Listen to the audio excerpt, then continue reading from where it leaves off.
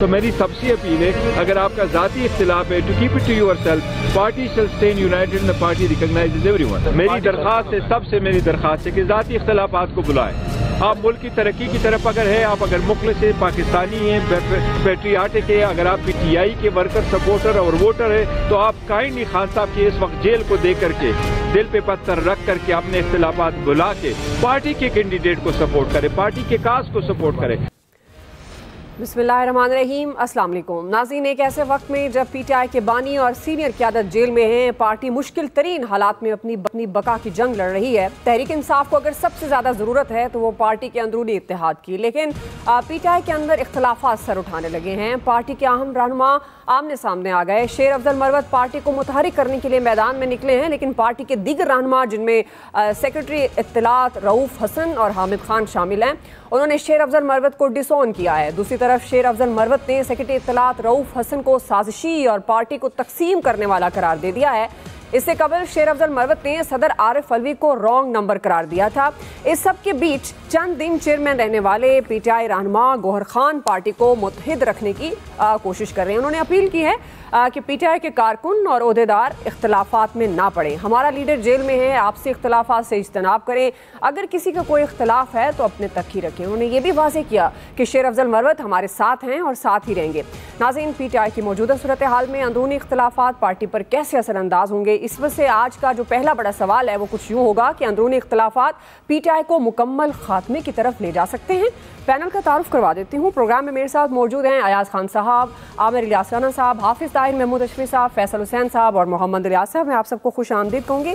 अयाज साहब, मैं आपसे आगाज़ करूँगी, चूँकि ये खबरें पहले भी थी कि अगर ये जो इख्तलाफात बज़ाहिर खुलकर सामने नहीं आए थे और ये भी ज़ेरे बहस रहा कि जो वकला के हाथ में पाकिस्तान तहरीक इंसाफ की बागडोर चली गई है, ये पाकिस्तान तहरीक इंसाफ के सियासी मुस्तकबिल के लिए ख़तरनाक साबित हो सकती है अगर आपसे इनकी उस तरह से नहीं बनती है। तो अब ये जो छोटे बड़े इख्तलाफात खुलकर सामने आना शुरू हो गए हैं, शेर अफजल मरवत ने आरिफ अलवी जो बहुत बड़े पुराने हैं PTI के, उनको भी रॉन्ग नंबर कह चुके हैं, और जो रऊफ़ हसन आमने सामने आए, शेर अफजल मरवत। अब ये जो अंदरूनी इख्तलाफात हैं, ऑलरेडी पार्टी किस किस्म के दबाव का शिकार है, किस किस्म की मुश्किलात का शिकार है, इंतखाबात अब तो कम वक्त रह गया, तो इस सारे माहौल में आपको लगता है कि ये तबाही की तरफ लेके जा रहे हैं PTI को?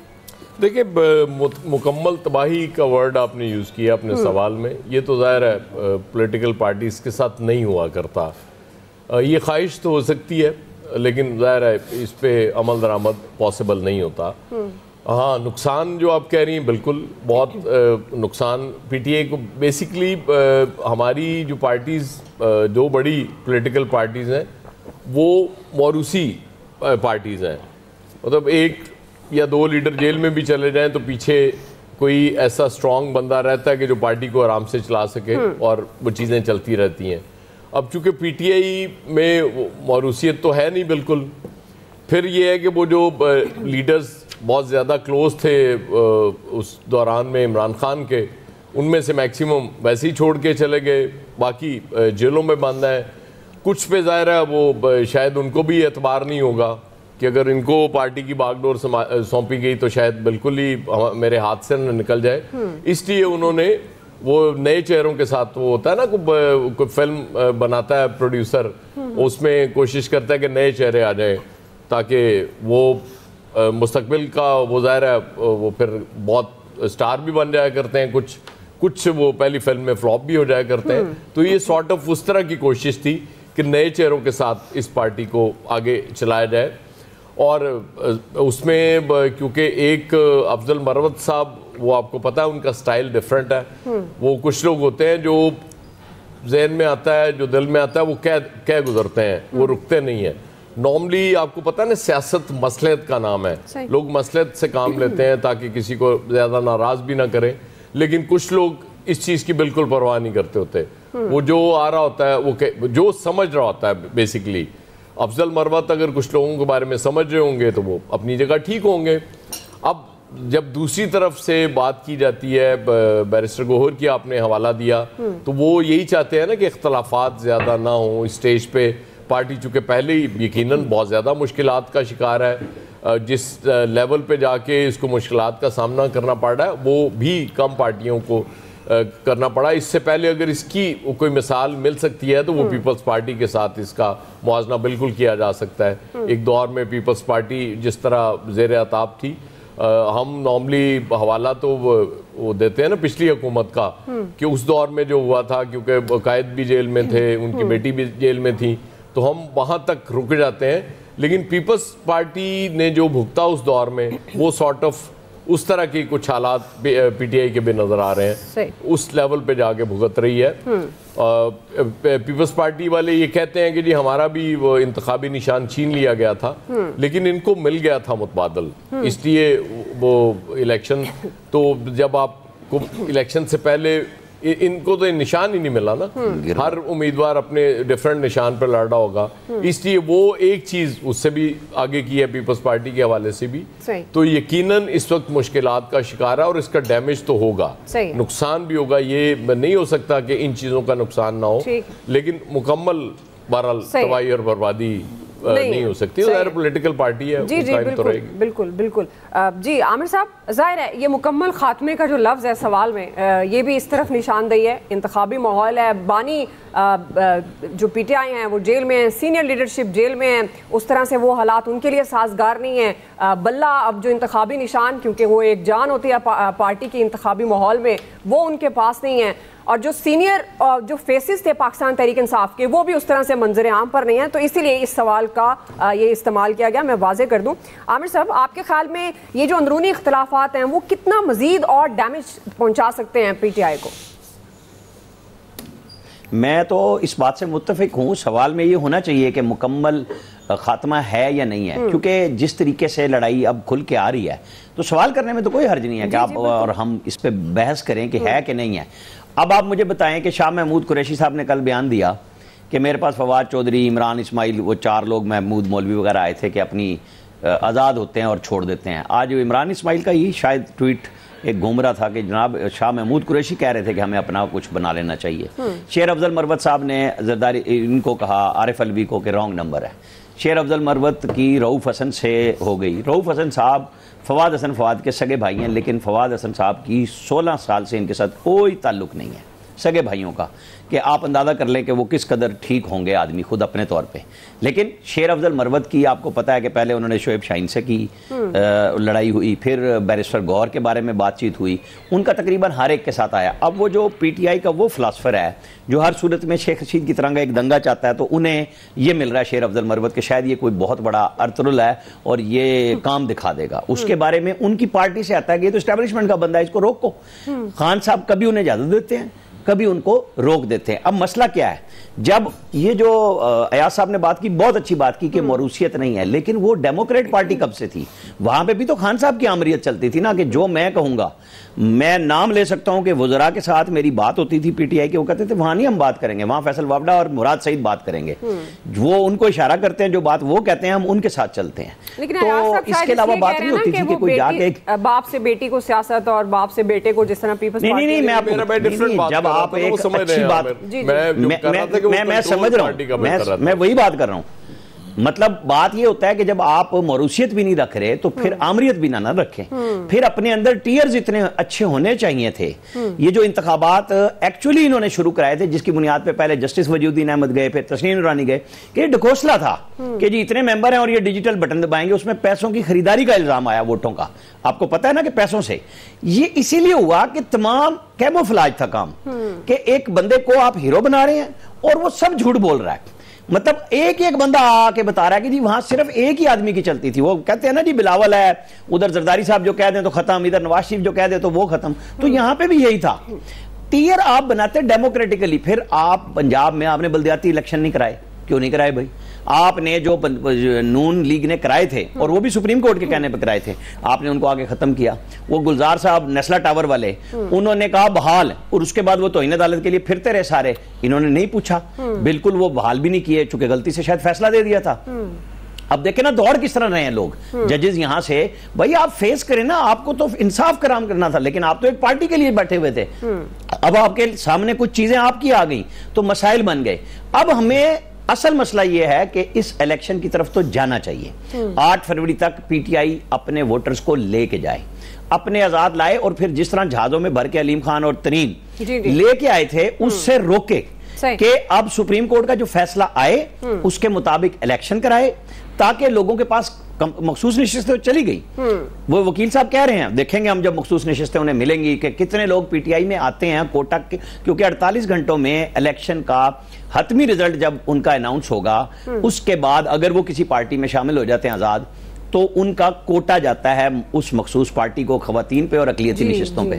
अगर वो आजाद रह जाते हैं, चाहे वो पीटीआई आजाद ग्रुप बना के रहें, तो उसका कोई पार्टी को फायदा नहीं होना। अगर ये बहस भी करनी है कि उन्हें मखसूस नशिस्तें मिल सकती हैं, तो खान साहब को और उनके लोगों को चाहिए कि पहले तो ये जो ग्रुप, मसला यही है, मैं कह रहा था कि इन्होंने वकला को जो रख लिया ना, यहाँ है चैम्बर की लड़ाई। ये बड़े बड़े वकील हाई कोर्ट में अपने चैम्बर के जज भर्ती कराने के लिए पता नहीं क्या क्या कुछ करते हैं। आपको पता है ना, यहाँ सुप्रीम कोर्ट में भी 2030 की प्लानिंग थी और उसके अंदर काजी फायजी साहब बस एक ऐसा वो थे कि जिनको, मतलब मैं लफ्ज नहीं बोलना चाह रहा, पहले उनको निकाल फेंकने के लिए उन्होंने किया और वो नहीं कर सके। नहीं बोले, आज वो सारे के सारे अब भागते फिर रहे हैं।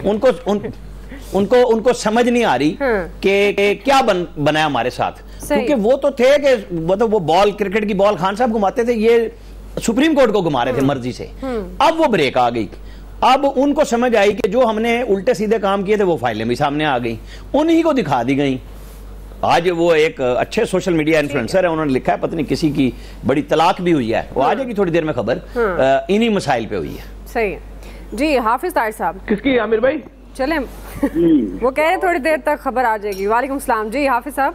जाहिर है पार्टी वो बताएंगे ना, सोशल मीडिया वाले आमिर साहब तो मैं भी बता देना, आपको पता है उसी से जन्म लिया, परवेज खटक साहब की पार्टी आपके सामने है और कई छोटी बड़ी दावेदार हैं पीटीआई के, कोई बानी कहता है, कोई कहता है हमने बनाया, और असल बानी जिसके फॉलोअर्स हैं वो जेल में हैं। अब ये सारी सिचुएशन में जो अब ये लड़ाइयाँ सामने आ रही हैं, ये किस कदर डैमेज कर सकती हैं पार्टी को? क्या अंदरूनी इख्तलाफात मुकम्मल खात्मे की तरफ ले जा सकते हैं जो बची खुची पीटीआई रह गई है? बिस्मिल्लाहिर्रहमानिर्रहीम, नहमदुहु व नुसल्ली व नुसल्लिमु अला रसूलिल करीम। देखिए, गुजारिश ये है कि कोई भी जमात उस वक़्त जमात बनती है, तरक्की करती है जब उसका नज़म होता है। ये तो हमें मानना चाहिए कि हमारे यहाँ जमात इस्लामी के अलावा बाकी जो हमारी सियासी मजहबी जमातें हैं उनमें नज़म का मामला बड़ा कमज़ोर है, और पीटीआई का तो नज़म था ही कोई नहीं। वैसे तो बाकी जमातों का भी नहीं है उस तरह, लेकिन फिर भी कुछ ना कुछ मौजूद है। और पीटीआई का तो चूंकि सिर्फ खान साहब के इर्द गिर्द ही सारा निज़ाम था, अगर ये तंजीम जो है तंजीमें बनाई होती और एक पूरा नज़म मौजूद होता तो आज सूरत हाल मुख्तलिफ होती। मैं कतई ना इस हक में हूँ, ना कभी इसकी तायीद कर सकता हूँ कि पाकिस्तान में मौजूद किसी सियासी मजहबी जमात को खत्म हो जाना चाहिए।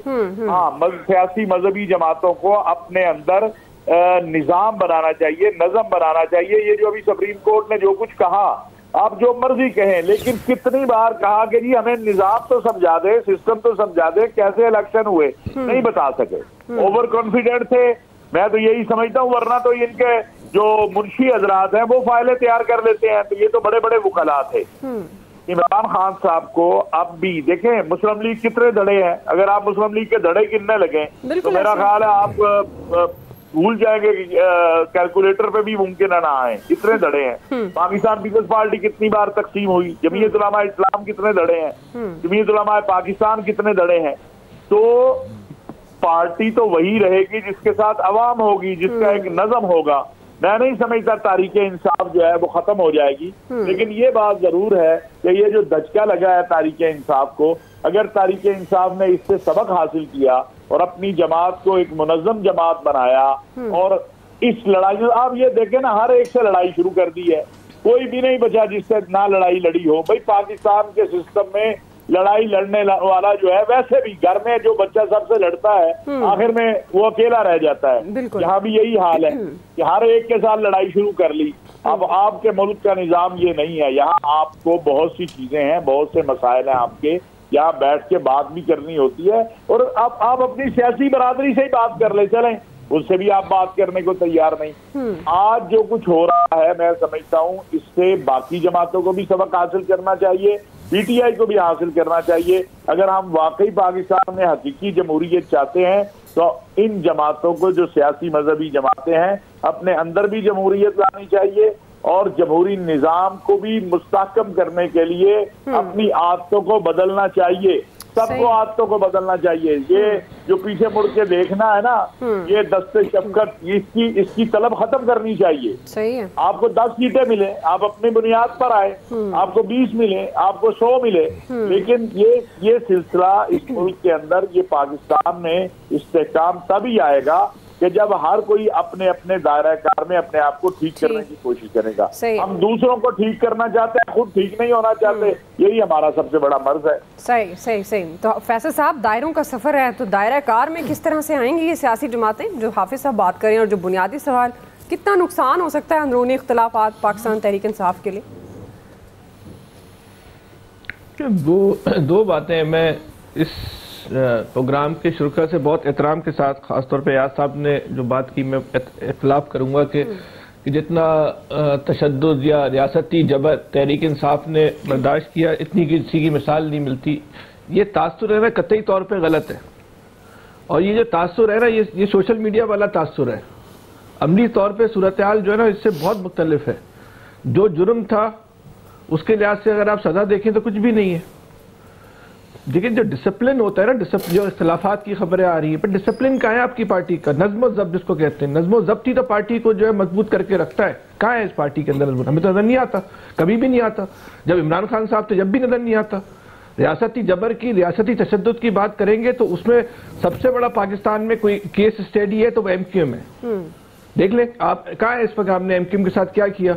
जो जुल्म और जो जबर MQM के कारकुनों ने था है उसका नहीं, लेकिन वो फैसल जब बात होती है ना, मैं दो नेशनल पार्टीज का मौजना कर रहा था, वो जाहिर है नेशनल लेवल पे यही तो यास भाई सर, यही तो मसला है कि MQM को हमेशा जो है ना एक लसानी जमात के तौर पे देखा गया। बात ये नहीं है ना, वो देखिए लसानी जमात के तौर पर एक सूबे या शहर तक इस मुल्क का यही तो ये है। जब हम ओवरऑल बात करेंगे ना, ऐसा नहीं था ना। नहीं, जब आप मुआवजा करेंगे तो दो ऐसी पॉलिटिकल पार्टीज का करेंगे जो नेशनल लेवल की हैं। मैं तो इसलिए वो बात कर रहा था। सर मुझे आप बताएं, अच्छा मुझे आप बताएं, अच्छा आप मुझे बताएं, पीपल्स पार्टी जो है पंजाब में का है, पीपल्स पार्टी KPK में का है, और फैसल से भी इत्तेफाक करूंगा, क्योंकि MQM ने भी लोगों के नाखून निकाले। MQM के साथ भी बहुत बुरा हुआ वहां पे, मतलब इसमें कोई शक नहीं। आपके साथ में कई दफा कराची के जवानों पे आवाज उठा चुका हूं, लेकिन वो भी स्टेट से लड़ रही थी और PTI भी स्टेट से लड़ रही है। कि जब आप ये कहते हैं कि MQM एक लसानी जमात है और इलाकों तक महदूद है, तो फिर तो ये सवाल बनता है ना, पीपल्स पार्टी पंजाब में कहाँ है? मैंने ये बात नहीं की। मुस्लिम लीग जो है वो सिंध में कहाँ है? KPK में कहाँ है? बलूचिस्तान में कहाँ है? ANP जो है वो पंजाब में कहाँ है? सिंध में कहाँ है? लेकिन जब लसानियत की बात आती है तो थप्पा जो है वो MQM पे जो है वो लगा दिया जाता है।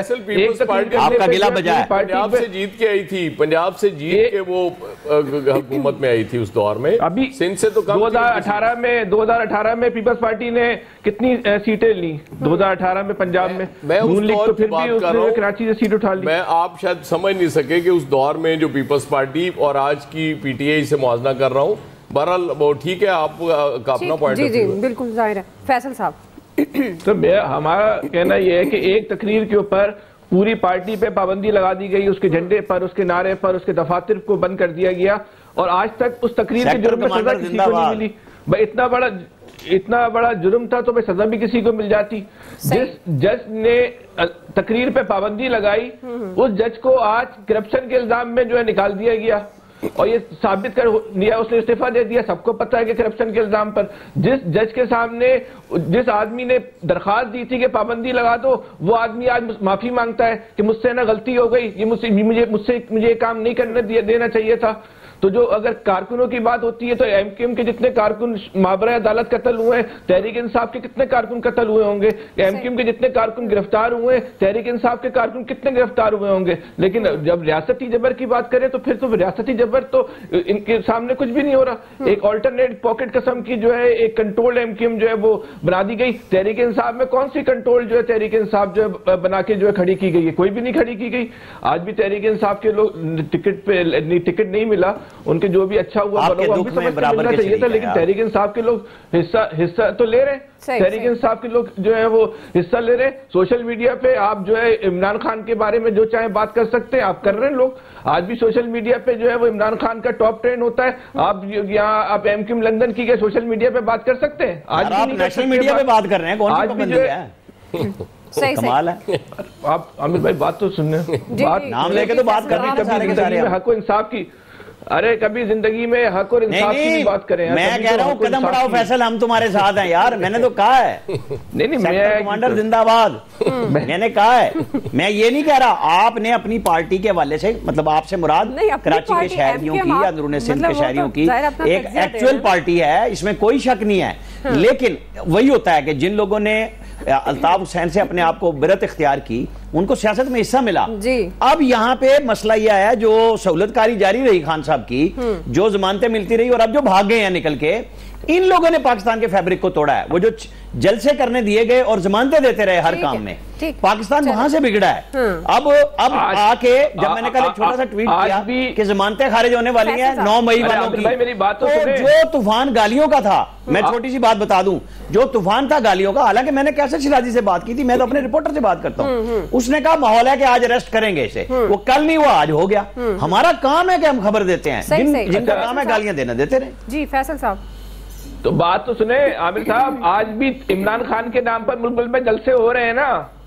आज भी जो शेर मरवत की बात हो रही है, आज भी कराची में 2 मुकाम पर जलसा शेर, यही तो झूठ बोला जा रहा है। तो नहीं है ना पापा, हम भी तो यही कह रहे हैं, हम भी तो यही कह रहे हैं। ये कौन सी रियासती जबर है? मैंने तो यही कहा है, आप दोनों एक साथ हैं। मैंने यही तो कहा है, उसके साथ तो फुल सहूलतकारी है। इलियास साहब, हम इन दोनों के साथ, हाँ, और अयाज साहब आप दोनों के साथ हैं। इलियास साहब, मेरी बात, अरे मेरा टाइम तो दोनों ने ले लिया। इंपॉर्टेंट बातें बता रहा था, इंपॉर्टेंट बात तारीख का, मैं तो तारीख का रिकॉर्ड दुरुस्त कर रहा था। चले ठीक है, आप कोई कमेंट करना चाह रहे हैं फैसल साहब? आप खुद ही इत्तेहाद कर लेते हैं आमिर साहब के साथ। कर रहा था कि जब हम ये तकाबली जायजा लें कि इस मुल्क में किस पार्टी के साथ रियासती जबर और रियासती तशद्दुद हुआ है, तो फिर हमें हवाले वाकई बयान करना चाहिए। हमें बताना पड़ेगा ना, सूरत हाल जो है वो मुख्तलिफ है, ऐसा नहीं है जैसा कि हम समझते हैं, ऐसा सोशल मीडिया पे बताया जाता है। जमीनी हकाइक इससे बहुत मुख्तलिफ है, और इससे बड़ा जो केस जो है ना, वो एमक्यूएम से बड़ा कोई केस है नहीं पाकिस्तान में। आप बनाना चाहें बना दें, अब इसको आप बोल दें कि एमक्यूएम एक इलाकाई पार्टी है, एक लसानी पार्टी, इसका तो अब कोई हल नहीं है ना। ठीक हो गया फैसल साहब। जी इलियास साहब, ये जो ग्रुपिंग क़यादत का फुकदान पाकिस्तान तहरीक इंसाफ के लिए कितना मजीद नुकसानदेह हो सकता है? तहरीक इंसाफ में जब शुरू से ही हम तो देखते आ रहे हैं ग्रुपिंग, इसमें बड़ी ग्रुप चल रहे थे, पहले जहांगीर तरीन ग्रुप, अलीम खान ग्रुप, इस तरह काफ़ी ज़्यादा ग्रुप इनमें पहले भी चल रहे थे, भी शाह महमूद कुरैशी का ग्रुप, फिर इसके बाद देखें आप एक ग्रुप और था, चौधरी सरवर का ग्रुप था।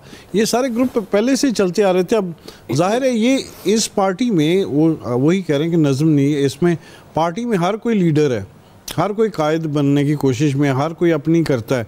देखें अब शेर मरवत साहब किसी को नहीं, उनको नहीं मानते, वो उनको नहीं मानते, हर कोई अपनी आके अंदर से बात आके जेल से आके सारे एक ने अपने अपने कमेंट्स दिए थे। ये तो पार्टी में पीटीआई में ये शुरू से देखा है, इधर ग्रुपिंग तो हमेशा रही है और आगे भी यही रहेगी। वो कह रहे थे कि ये पार्टी आगे चल के ठीक हो जाएगी, क्योंकि जब इनके पार्टी के जो बानी कायद थे उन्होंने भी इनको कभी इस तरह मना नहीं किया कि भाई आप कौन से ग्रुप बना रहे हो ग्रुप, क्योंकि ये सब जाके उसके सामने एक हो जाते थे और देखते थे कि कौन सा ग्रुप उनके करीब रहेगा। वो यही इस पार्टी में यही देखा, डिवाइड एंड रूल देम, और सब इन पर ये थे। सबको पता था कि जी इधर से इनको क्या कहते हैं, इक़्तिदार भी इधर से मिलेगा, सब चीज़ें इधर से मिलेंगी। तो पार्टी में हर ग्रुप अब मुख्तलिफ वक्तों में स्ट्रॉन्ग होता रहा। इसी तरह देख लें आप, इधर पंजाब में भी मुख्तलिफ वक्तों में वज़ीर आला बनने के लिए 3-4 ग्रुप काम कर रहे थे, उनमें से कोई काम नहीं हुआ, सिर्फ बुज़दार सा ही कामयाब हुआ, क्योंकि खान साहब अपना एक ग्रुप अलहदा चलाते थे, उसमें उस ग्रुप को वो मजबूत करते थे। तो ये पार्टी में अब ये चल रहा है बिल्कुल इसी तरह। इलेक्शन में जो सिलसिला बनाया, अब वो कहते हैं अपने कैंडिडेट्स को करें, कैंडिडेट्स खुद अपनी जंग हर कोई अपनी लड़ रहा है इस पार्टी में। तो ये है कि जो कह रहे हैं कि बिल्कुल अपना हर एक ने अपना शुरू कर लिया। अगर इनको रोकना होता तो इनको पार्टी को वैसे ही इलेक्शन कमीशन फारग करना चाहिए था। ये अब रोका नहीं है, इनको इलेक्शन लड़ने दिए जा रहे हैं, हर कोई कैंडिडेट अपने सिंबल से लड़ रहा है और वो पार्टी को प्रेसिडेंट भी कर रहा है। तो इसमें अभी तक तो ये सूरत हाल ये है, इसमें चल रहे हैं वो काफ़ी हद तक उनको एक डिफ़िकल्टी तो है, लेकिन कामयाबी भी है, क्योंकि वो रुक नहीं रहे, आगे बढ़ते जा रहे हैं। बाकी पार्टी तो शुरू से इस तरह इंतशार का शिकार, एक दूसरे के खिलाफ भी बयान देते हैं, क्योंकि कहते थे पार्टी को बाहर से नहीं अपने अंदर से खतरा है, और बिल्कुल उन्होंने बिल्कुल इस तरह ही किया। सही है जी, ग्रुपिंग कर के जीते, फिर डुबोने लगी। रॉन्ग नंबर की बात है, अब पता नहीं पाकिस्तान तहरीक इंसाफ के अंदर असल रॉन्ग नंबर है कौन। राय जानी आपने एक्सपर्ट्स की, वो क्या कहते हैं, कितना डैमेज हो सकता है ये अंदरूनी इख्तलाफात पाकिस्तान तहरीक इंसाफ के लिए, क्या ये मुकम्मल खात्मे की तरफ सूरत हाल जा सकती है, कितना नुकसान दे हो सकते हैं ये मामला, वो आपने जाना। ब्रेक ले रहे हैं, ब्रेक से वापस आएंगे। दूसरा बड़ा सवाल, क्या पीपल्स पार्टी खुद को तहरीक इंसाफ के मुतबादिल बनाने की कोशिश कर रही है? राय लेंगे ब्रेक के बाद।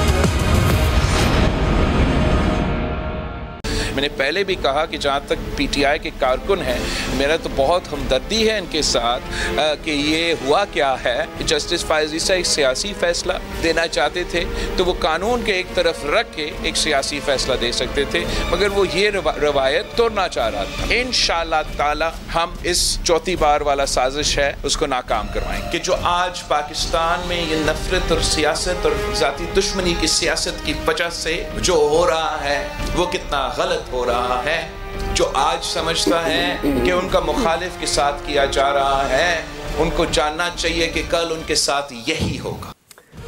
नाज़रीन, बिलावल भुट्टो पूरे जोर शोर से अपनी पार्टी के इंतखाबी मुहिम में मसरूफ़ हैं और इस कैंपेन के दौरान जहां वो अपना मंशूर बता रहे हैं, वहीं वो PMLN को तनकीद का निशाना भी बना रहे हैं।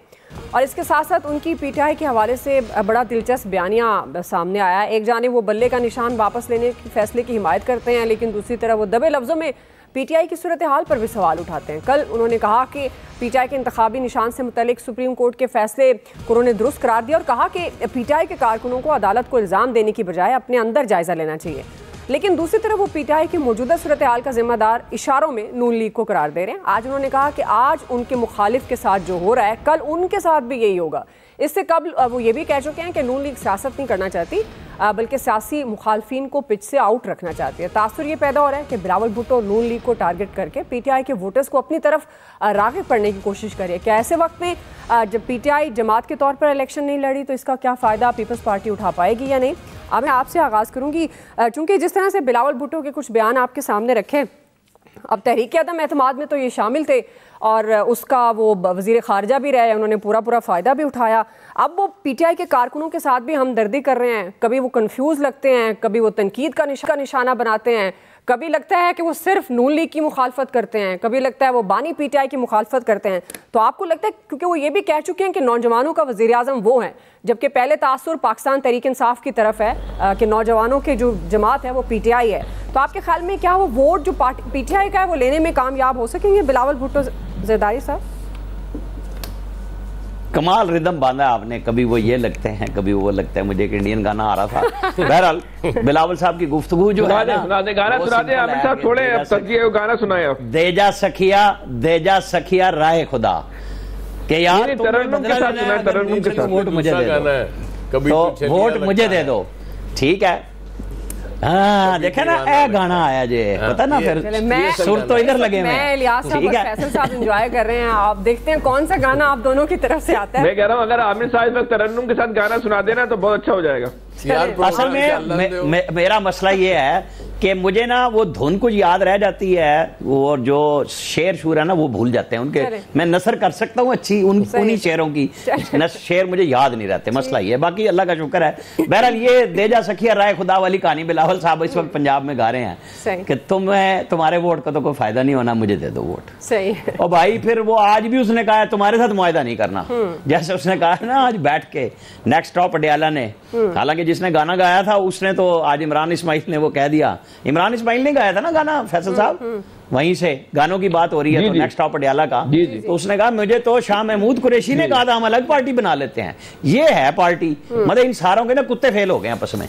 मतलब इनको समझ आ गया कि भाई अब हमारे पीछे हैं तो ना इनसे दौड़ा जा रहा है ना इनसे बोला जा रहा है, सारे आपस में लड़ रहे हैं। बहरहाल इस वक्त जो पीटीआई की जो भी सिचुएशन है, बिलावल साहब मेहनत कर रहे हैं अपनी पार्टी के लिए, लेकिन ये मेहनत 2 साल पहले होती ना, और अगर ये कमाल फयाजी का मुजाहरा करते और पीडीएम को फंसा के रखते, हम आपको सपोर्ट करेंगे, आपके साथ वजारत नहीं लेंगे, इनको शायद अंदाजा नहीं था हमारे साथ इतनी बुरी होनी है कि 2 हफ्ते पहले कह रहे थे शहबाज शरीफ जैसा वजीर आजम चाहिए, और अब इनके मुंह पे ना फिर जिस तरह वो लफ्ज कहते हैं ना, खुद इनको भी शायद अंदर से हंसी आ रही हो कि देखो मैं कैसे बेवकूफ बनाने चला हूं लोगों को। अरे भाई मर्दमशुमार फैसला करके आपस में तय किया था कि हमने इलेक्शन इस तरह लड़ना है। आप देखें कल भी मरियम नवाज ने इग्नोर मारा इनको, कोई लफ्ज बोला, पीएमएलएन का कोई दूसरा तीसरा लीडर बात कर देता कभी कभार, जब वो कहीं टॉक शो में फंस जाए किसी के साथ स्पेसिफिक सवाल पे कि पीपल्स पार्टी ये कर रही है तो वो जवाब दे देते हैं। उनका मुकाबला नहीं है ना इनसे यहाँ पे। वो जो मुकाबला है वो सिंध पीएमएलएन पीडी वो जो वहां पे जीडीए है वो लोग कर रहे हैं, आपस में करेंगे। जब नवाज शरीफ कराची जाएंगे हम और आप सुनेंगे, शायद 28 तारीख है उनकी, कि वो वहां पे भी जाके क्या गुफ्तगू करेंगे। मेरा नहीं ख्याल कि नवाज शरीफ इस जातियात पे उतरेंगे जिस पे बिलावल भुट्टो को पता नहीं पीपल्स पार्टी ने क्यों उतारा है। उनको अपना प्रोग्राम देना चाहिए था। असल में मसला उनके साथ भी 15 साल की सिंध गवर्नमेंट की वो कहानी है जो वो 2-4 अस्पतालों पे सुना के चले जाते हैं। फैसल साहब वहां से बिल्कुल अच्छी तरह सुना सकते हैं कि वहां पे सड़कें क्या बिल्कुल साफ सुथरी हो गई हैं, पूरा अंदरूनी सिंध सेट हो गया है, फिर तो बहुत अच्छी बात है ना। वहां नकल खत्म हो गई है, वहां मेरिट पे उनके तो cases Sindh public service commission के आ जाते हैं कि उसको ला बना के ग्रेड 17 में डायरेक्ट पुलिस में और जो प्रोविंशियल सर्विस में वो अलग से भर्ती कर देते हैं, पब्लिक सर्विस कमीशन को साइड पे करके। ये मसाइल है इनके कि जनाब वो कभी कोई तस्वीर यहां उतार रहा है। बिलावल भुट्टो पंजाब में लाहौर में इलेक्शन लड़ रहे हैं, मैं पहले दिन से उसको खुशाइन करार दे रहा हूं, लेकिन ये मेहनत करें। ठीक है मीडिया पे आएगा, असल पता चलेगा 8 फरवरी को। ये जो वोट मांग रहे हैं इनको पीटीआई का वोटर कितना जवाब देता है, और सियासत तो ये ठीक है, लेकिन ये मसला ये था कि फिर इनको जाके बात करनी चाहिए। ठीक है फैसल साहब, पीटीआई के लोगों से बात करनी चाहिए। जी फैसल साहब। देखिए बात ये है कि इसमें तो कोई दो राय नहीं है कि तहरीक इंसाफ पे बुरा वक्त है।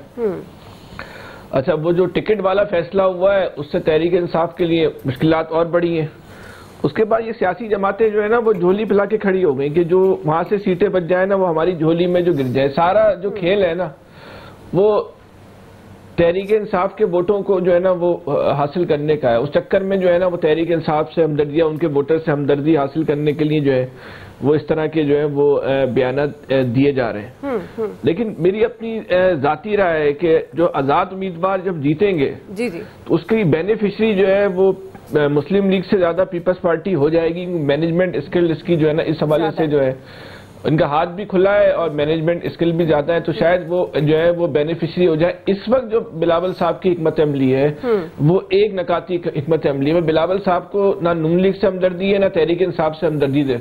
इस वक्त जो उनका है जो उनका जो वोटर है उसके साथ जो हमदर्दी पैदा करके तासुर देखे कि आपके साथ ज्यादती हुई है, आपके साथ ज्यादती हुई है, और वो वोट जो है अपने कंट्रोल में ले लिया जाए। इसके अलावा इनकी कोई है ना हिकमत अमली नहीं। वरना सबसे ज्यादा अगर कोई खुश हो रहा होगा सारे मामले पे नवाज शरीफ साहब के बाद तो शायद वो बिलावल साहब और ददारी साहब ही खुश हो रहे होंगे। बड़ा अच्छा काम हो गया तहरीक इंसाफ के साथ। लेकिन बहरहाल सियासत है, सियासत में लोग अपने हिसाब से और अपने मफादात को सामने रख के जो है वो कार्ड खेलते हैं। लेकिन ये कार्ड में लगता नहीं है कि इनका कामयाब हो पाएगा। सही, आपको नहीं लगता नौजवान वजीर आजम बन पाएंगे बिलावल भुट्टो जरदारी साहब? जी अयाज साहब। देखिए बात तो अपनी अपनी कोशिश की है ना करनी, फपती कस के निकल गई। लेकिन मतलब वो पिकनिक की ना तो चले फैसल की इस बात में तो वजन है कि अगर कल को कोई ऐसी सिचुएशन आई को आज़ाद उम्मीदवारों को लेने की तो जाहिर है जरदारी साहब का आसानी नहीं है उसमें कोई। वो बहुत बड़े खिलाड़ी हैं वो जब इस तरह की कोई सिचुएशन बन जाती है। लेकिन सबसे पहले तो सवाल यही होगा ना कि पीटीआई का जो आज़ाद भी लड़ रहा है उसके लिए मैं आपको बताऊं वोटर से ज्यादा जो सबसे ज्यादा मुश्किल सूरत है मुझे आज की तारीख में नजर आ रही है उसके लिए क्या? वो उसके पोलिंग एजेंट्स हैं कि क्या पोलिंग एजेंट्स भी पूरे कर सकेंगे वो, उनके पोलिंग एजेंट्स इतने आ जाएंगे? क्योंकि इसमें कोई शक नहीं है कि लोग डरे हुए हैं बहुत ज्यादा। उनको लगता है कि इस पार्टी की हिमायत की तो पता नहीं हमें उठा लिया जाएगा, गिरफ्तार हो जाएंगे हमें। ये इस हवाले से जब वो बिलावल बात करते हैं ना कि तासुर ये है कि नून लीग उनके साथ कर रही है, तो जाहिर है नून लीग का पंजाब में तो स्पेशली होल्ड है ही। ब्यूरोक्रेसी अल्लाह के फजल से बहुत ज़्यादा ताबे है उनके, वो मानते हैं, उनको पता है कि कल को इनके साथ बना के रखेंगे फिर ही कोई अच्छी रिटायरमेंट भी मिलेगी और अच्छी पोस्ट भी मिलेगी। ये अपनी जगह बिल्कुल ठीक चीज़ें हैं। लेकिन वो बिलावल बिल्कुल ठीक बात है जो आमिर ने की कि लाहौर से बिलावल का लड़ना बहुत खुशाइंदा है और बिलावल को उसमें मेहनत भी करनी चाहिए और कोशिश करनी चाहिए कि वो सीट जीत जाए। क्योंकि नून लीग ने जो मुकाबले में उम्मीदवार उतारा है वो वहाँ का नहीं है। इसलिए भी बिलावल को कोशिश करनी चाहिए, और बिलावल ने एफर्ट जो अभी तक की है वो नजर भी आ रही है कि वो बिलावल वहीं के हैं, एफर्ट किए। नहीं, बिलावल ज़ाहिर है एक नेशनल चेहरा तो है ना यार राणा साहब, मतलब आप बता तारड़ के साथ तो ना मिलाए ना यार, आपकी मेहरबानी है कि वो नहीं मुकाबले पे उतरे हैं ना तारड़ के, के हल्के में चले जाते किसी ने अली किथे तेरी सुना, मतलब इस तरह ना करें अब आप। ये पता लगेगा 8 फरवरी को केड़ा किथे खलोता। वो तो मेरी तरफ से तो सारे जीत जाए, लेकिन एक बात मैं आपको जाते जाते कह दूं, पता नहीं क्यों लगता है मुझे कि अगर नून लीग की हुकूमत बनी तो शायद प्राइम मिनिस्टर मेरे छोटे कायद हों, पता नहीं, मुझे ऐसे ही लगता है। पता नहीं, आपके पास खबरें मुझे लगता है, आप बताते नहीं जरूरी नहीं है, बस मुझे लगता है ऐसे कि शायद मेरे छोटे कायद ही। और बिलावल का नहीं आपको लगता? नहीं, बिलावल तो खैर एक तरफ आप उनकी तारीफ कर रहे हैं, तारीफ, लेकिन अयाज साहब कल परसों तो आप कह रहे थे 8 फरवरी को आपको लगता है कि वोट ही इतना निकलेगा कि सारे नून से मुखालिफ जीत जाएंगे सारे। वो बेसिकली अगर ये अगर आपने इनको इजाजत दे दी कि पोलिंग एजेंट ये वहां बिठा दें तो फिर यही होगा। मैं आपको फैसल साहब कुछ नहीं तो आप कह रहे हैं लोग ही नहीं आएंगे उनके। मैं अयाज साहब से तर्जीह लेना चाह रहा हूं। जी अयाज साहब, इन्होंने वकीलों को किया है, वकील फीस वसूल करते हैं, देते कब है? फैसल साहब ये खर्चा ही नहीं करेंगे। देखते हैं। मैं अरे यार आमिर साहब हामिद हो जाना यार, आप तो बेमकसद बोलते रहते। मैं अयाज साहब से और इलियास साहब दोनों से एक सवाल पूछना चाह रहा हूँ। ये वहाँ लाहौर में बैठे हुए, इनका क्या ख्याल है, नवाज शरीफ साहब लाहौर से जीत जाएंगे?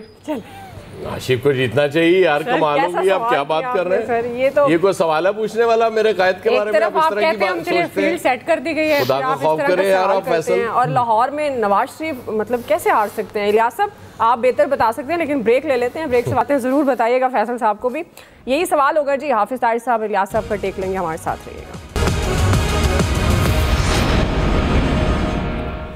वेलकम बैक नाज़रीन, हम बात कर रहे हैं बिलावल भुट्टो, जिन्होंने ये खबरदार किया है कि जो आज किसी के साथ गलत कर रहे हैं कल उनके साथ भी होगा। ज़ाहिर है पीटीआई वर्सेस नून लीग उनका इशारा था, और अक्सर वो अपने जलसों में, अपने खिताबात में वो एंटी नून लीग बयानियाँ भी बनाते हैं, एंटी पीटीआई भी बनाते हैं। कहीं ना कहीं वो पाकिस्तान तहरीक इंसाफ के वोटर्स के साथ हमदर्दी करते भी दिखाई देते हैं। हाफिज साहब, आपसे सवाल, अब आप किस तरह से देख रहे हैं बिलावल भुट्टो जरदारी? क्या आपको लगता है कि वो पाकिस्तान तहरीक इंसाफ का वोटर्स को अपनी तरफ अट्रैक्ट कर पाएंगे? और वो कहते हैं कि वो नौजवानों के वजीर आज़म हैं आने वाले।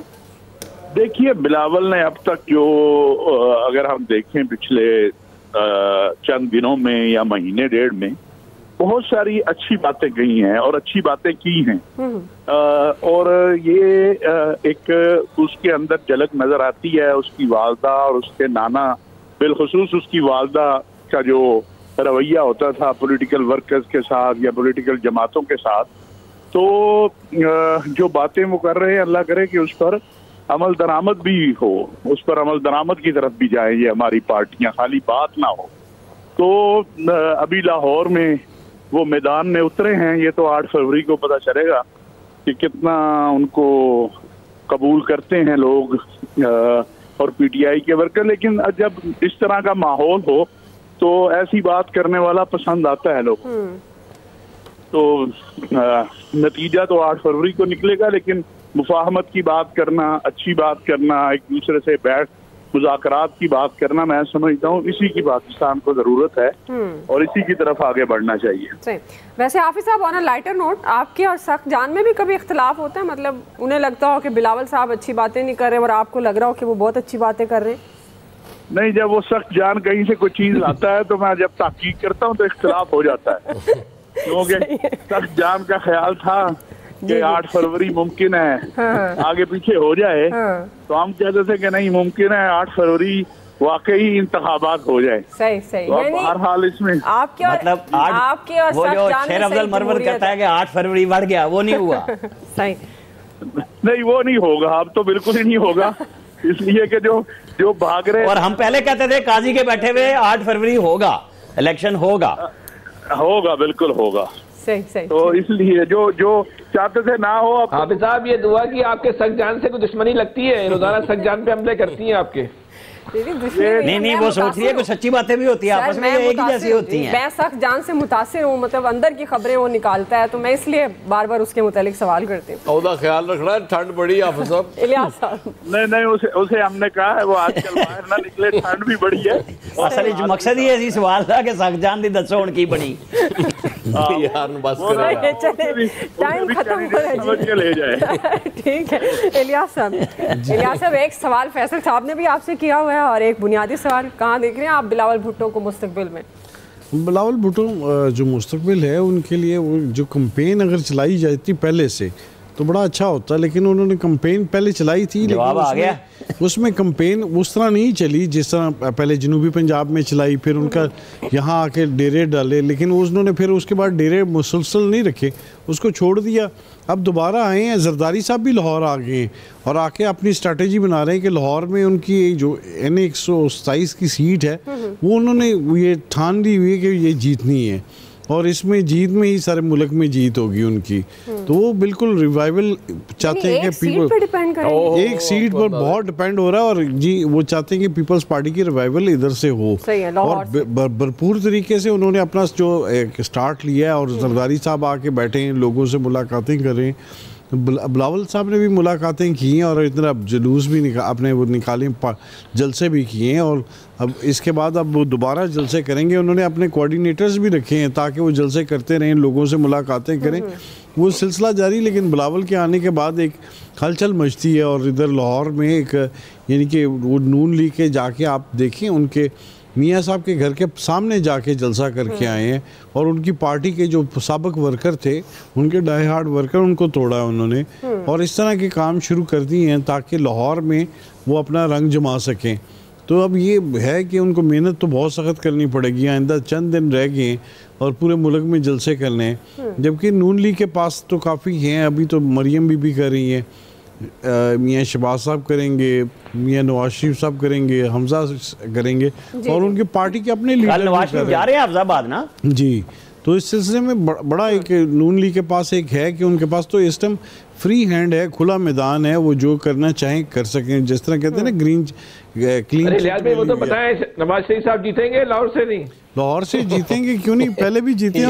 समझ नहीं आ रही मेरे कायद को लाहौर से पहले भी जीते थे, 1993 में भी जीते थे। फैसल साहब वो अक्सर ही कहते हैं कि वो जो मैं तो अपनी मालूमात की तस्दीर दे रहा हूं। चले जी वक्त खत्म। आप सबका बहुत शुक्रिया। आज के एक्सपर्ट से इतना ही, फीडबैक दीजिएगा। ख्याल रखिए। अल्लाह।